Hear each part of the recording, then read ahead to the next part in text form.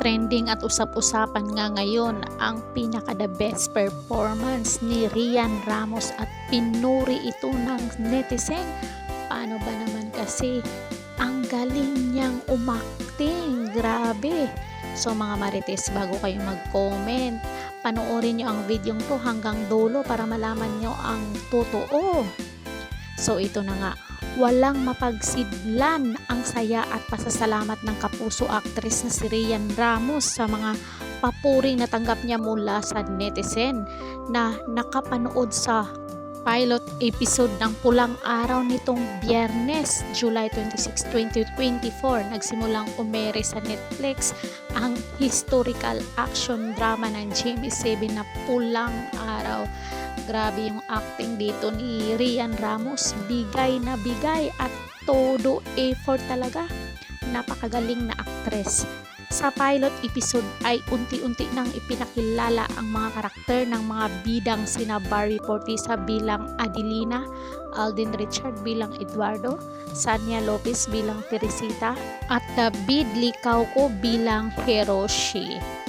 Kabilang din sa ipinalabas ng pilot episode ang pinagdaanan sa kabataan ng magkapatid na sina Eduardo Alden, Adelina Barbie kasama ang kanilang ina na si Fina. Sa unang araw nga ay umuwi itong dalawang anak ni Fina na si Adelina at Eduardo na nagkagulo-gulo yung hitsura.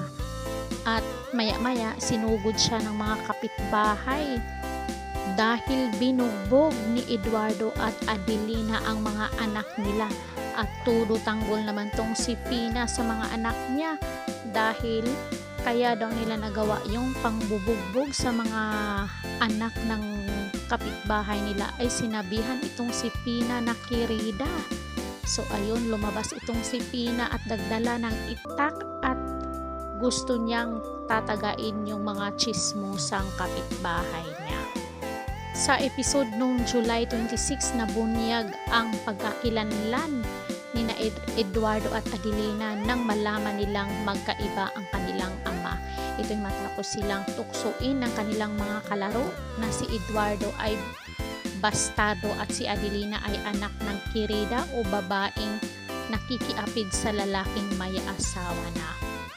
Bagay na ipinagtapat naman sa kanila ni Fina nang umuwi ng bahay sina Eduardo at Adelina na puro na puno ng sugat at galos dahil sa pakikipag-away nila sa mga kalaro nilang nanukso sa kanila. Gayunpaman nanatili pa rin ang pagmamahalan sa magkapatid ng pilit na ipinapaunawa sa kanila ni Fina na anumang mangyari at sabihin ng iba ay magkapatid sila. So abangan natin itong trending na Pulang Araw sa Netflix. So kung bago pa lang kayo dito sa aking channel, please do like, share, and subscribe. Caridad Official TV. Hanggang sa muli. Thank you so much.